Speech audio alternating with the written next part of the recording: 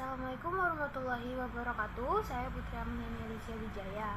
Nah, apa kabar nih semua? Semoga kita sama-sama diberikan kesehatan ya. Nah, hari ini kita akan membahas materi sel sebagai unit terkecil. Jadi, dalam materi ini saya harap kalian mampu menjelaskan komponen kimiawi penyusun sel, mampu menjelaskan struktur dan fungsi sel, menjabarkan proses yang berlangsung dalam sel, serta menjelaskan perbedaan sel hewan dan tumbuhan. Oke, langsung aja yuk kita masuk materi. Nah, kalian sudah belajar kimia kan? Nah, jika dalam kimia itu molekul terkecil adalah atom, nah bagaimana dengan tubuh kita? Ya, benar sekali.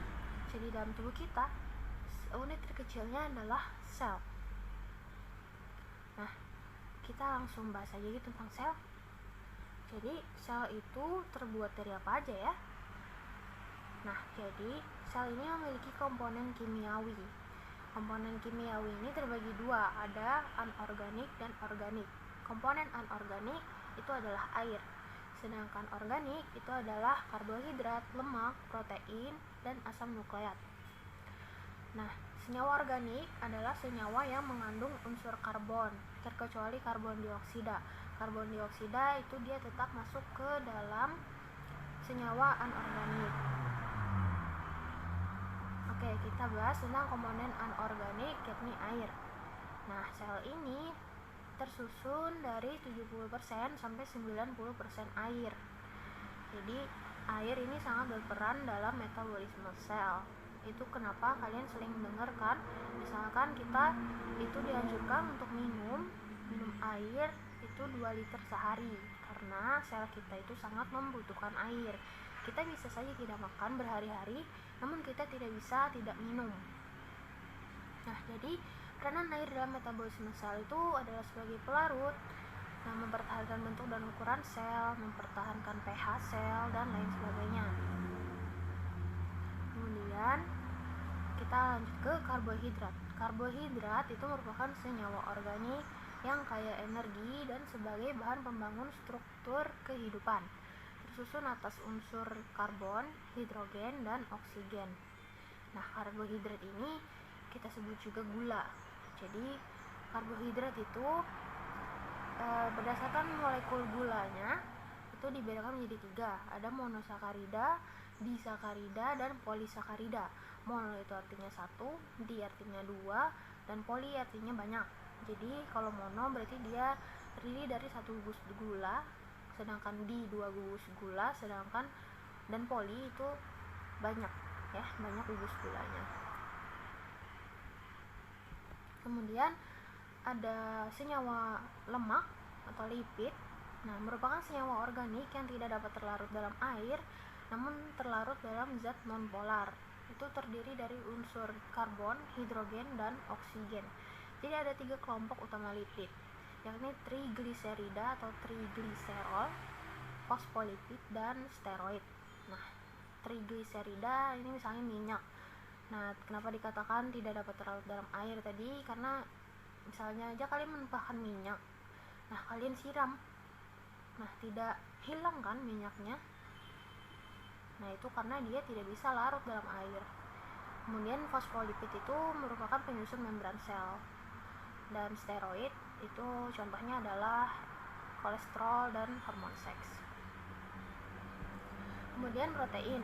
Protein merupakan senyawa organik yang tersusun atas unsur karbon, hidrogen, oksigen, nitrogen, dan kadang-kadang juga fosfor dan sulfur.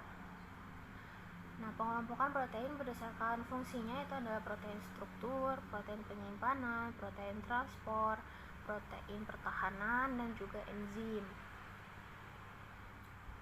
Kemudian ada asam nukleat. Asam nukleat itu merupakan polimer nukleotida yang berperan dalam proses pewarisan sifat dan sintesis protein. Nukleotida itu tersusun atas basa nitrogen, gula ribosom, dan gugus fosfat. Nah, asam nukleat ini terbagi 2, yakni DNA dan RNA.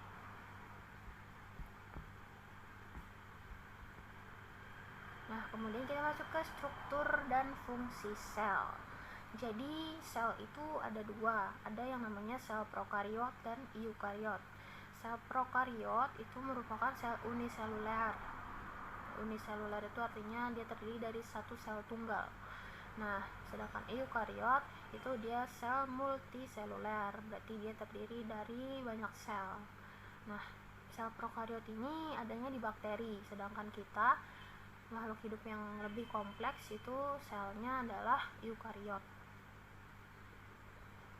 Nah, fungsinya itu sebagai reseptor melindungi isi sel agar tidak keluar dari sel, kemudian mengatur molekul dalam keluar masuknya sel, kemudian proses terjadinya biokimiawi, misalnya aja respirasi sel. Itu adalah fungsi sel ya. Nah, kemudian kita lanjut bahas bioproses dalam sel. Jadi dalam sel itu terjadi proses-proses, yakni transport melalui membran, sintesis protein, dan reproduksi sel. Kita bahas dulu yang transport melalui membran. Nah, membran plasma itu bersifat permeabel sehingga dia bisa dilalui molekul atau ion. Nah, molekul atau ion ini melalui proses ini transport untuk masuk ke dalam sel atau keluar sel. Nah, jadi transport membran ini ada dua, ada yang pasif dan aktif. Yang pasif itu ada difusi dan osmosis, sedangkan yang aktif itu ada endositosis, eksositosis, dan pompa natrium kalium. Kita bahas dulu yang transport pasif. Transport pasif itu adalah perpindahan molekul atau ion mengikuti gradien konsentrasi dari konsentrasi tinggi ke rendah tanpa menggunakan energi, sedangkan yang aktif dia dari konsentrasi rendah ke tinggi menggunakan energi, jadi dia perlu energi untuk naik ke atas. Nah, transport pasif tadi ada difusi dan osmosis. Difusi ini dia bisa terjadi melalui membran plasma ataupun tidak. Nah, difusi ini ada dua, ada yang sederhana dan juga terbantu. Yang sederhana dia tanpa dibantu apapun, dia terjadinya secara spontan. Kemudian yang terbantu dia menggunakan protein pembawa. Nah, difusi sederhana itu contohnya adalah ketika ada tetesan sirup. Nah, tetesan itu jatuh ke gelas yang berisi air dan menyebar. Itu merupakan contoh dari difusi sederhana. Sedangkan difusi terbantu itu contohnya adalah proses molekul glukosa melewati membran sel usus halus ke dalam pembuluh darah. Kemudian ada osmosis. Osmosis itu merupakan perpindahan molekul pelarut dari larutan konsentrasi rendah atau hipotonik ke larutan konsentrasi yang tinggi atau hipertonik. Nah, osmosis ini ada dua, yakni endosmosis dan eksosmosis. Endosmosis itu masuknya pelarut ke dalam sel saat larutan dalam sel itu bersifat hipotonik ketimbang larutan di luar sel. Nah, berarti larutan di dalam selnya itu lebih besar daripada yang di luar sel. Jadi dia masuk deh ke dalam sel. Kemudian yang eksosmosis itu kebalikannya, dia keluar. Nah, terjadi karena di dalam sel itu larutannya hipo atau rendah. Nah, jadi dia larutannya rendah kemudian dibanding dengan yang ada di luar sel. Nah, endosmosis ini mengakibatkan turgid pada sel tumbuhan dan lisis pada sel hewan. Eksosmosis itu mengakibatkan plasmolisis pada sel tumbuhan dan krenasi pada sel hewan. Kemudian lanjut ke transport aktif. Transport aktif tadi ada dua, eksositosis dan endositosis.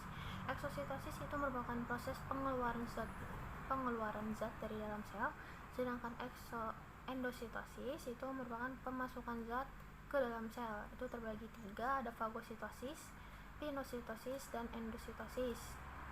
Fagositosis itu proses memakan benda padat, sedangkan pinositosis itu proses menyerap zat cair, kemudian endositosis dia mengikat zat. Nah, eksositosis ini terjadi pada beberapa sel kelenjar atau sel sekresi, yang eksositosis tadi. Kemudian ada pompa natrium kalium. Jadi ion natrium dan kalium atau Na+ dan K+ itu sangat dibutuhkan oleh tubuh kita, tapi yang lebih dibutuhkan itu adalah ion K+ ketimbang ion Na+. Nah, karena itu diperlukan mekanisme pemasukan ion K+ ke dalam tubuh kita. Jadi, pada saat ion K+ itu dimasukkan ke dalam sel, sejumlah ion natrium atau Na+ itu akan dikeluarkan dari dalam sel. Nah, tiap dua ion K+ masuk itu akan mengeluarkan 3 ion natrium atau Na+. Nah, proses ini disebut dengan pompa natrium kalium. Jadi ada yang masuk, ion K+ masuk, ion Na+ keluar. Nah, pemasukan ion K+ ke dalam sel secara terus-menerus itu mengakibatkan konsentrasi ion K+ di dalam sel itu jadi tinggi. Nah, sebaliknya yang ion Na+ karena dia dikeluarkan terus-menerus, jadi di luar sel konsentrasi ion Na+-nya sangat tinggi. Nah, pada keadaan itu terjadi yang namanya pergerakan ion-ion melawan gradien konsentrasi. Jadi dia melawan gradien konsentrasi. Nah, karena dia melawan gradien konsentrasi tadi, jadi dia membutuhkan energi atau ATP untuk melawannya. Kemudian selain transport melalui membran tadi, ada sintesis protein. Nah, kita bahas secukupnya saja tentang sintesis protein dan reproduksi sel juga nanti, karena kalian akan membahas lebih dalam ketika di kelas 12 nanti. Nah, jadi sintesis protein itu terbagi menjadi 2 tahap, yakni ada transkripsi, itu terjadinya di nukleus, dan translasi, itu terjadinya di ribosom. Nah, transkripsi itu ada 3 tahap, ada inisiasi, itu tahap awal, elongasi itu pemanjangan, dan terminasi itu adalah tahap akhir.